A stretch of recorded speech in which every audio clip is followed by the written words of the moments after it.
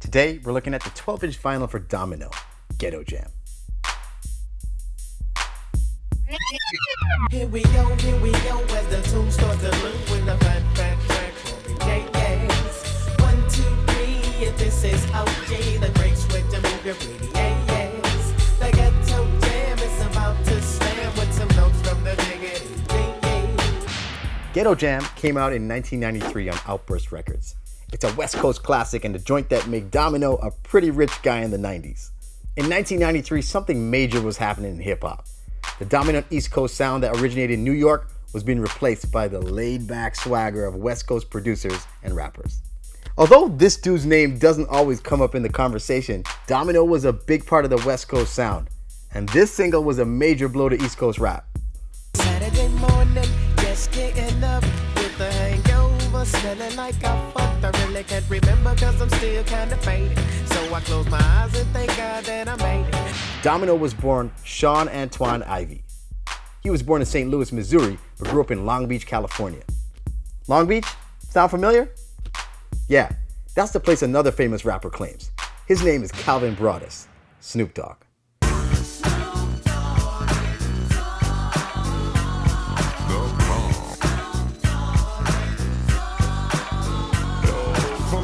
Of the sea, back to the black Snoop Doggy Dogg, the Domino and Snoop Dogg probably knew each other before the West Coast started jumping, but that's it. There was no other affiliation.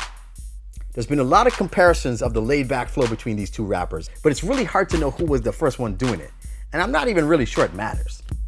When this joint came out, rap was about to flip on its head, and over the next 4 years, a hip-hop civil war would make headlines across the globe. The East Coast don't love Dr. Dre and Snoop Dogg. The East Coast ain't got no love for Dr. Dre and Snoop Dogg and Death Row. Y'all don't love us. Y'all don't love us. Let's take a look at the vinyl.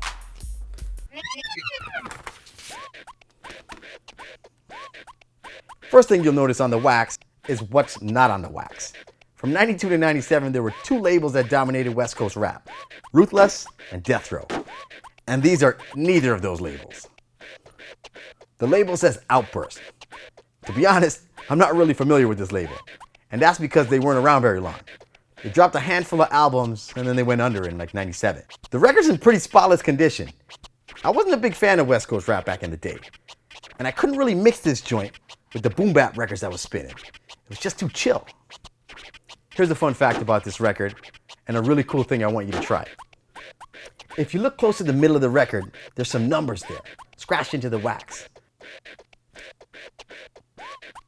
That's called a runout groove etching. Most vinyl has it. It's a production code. If you go to this website, you can plug in the etchings and find out a lot of cool details about your vinyl. So try this. Go to the website in the video description and punch in these numbers into the search bar. This is the code of Domino's last single before the label went under. Cool, right? Leave a comment below when you figure it out. Here we go, as the tune starts to loop with a fat track for me, yes. 1, 2, 3, and this is OG, the great switch to move your pretty, yes. This episode of Lockup was made possible by our homies over at hiphopgoldenage.com. They got some of the illest golden era content on the web, so if you're not already a fan, you should probably go check them out. Thanks for watching. Don't forget to like and subscribe for more UAD videos.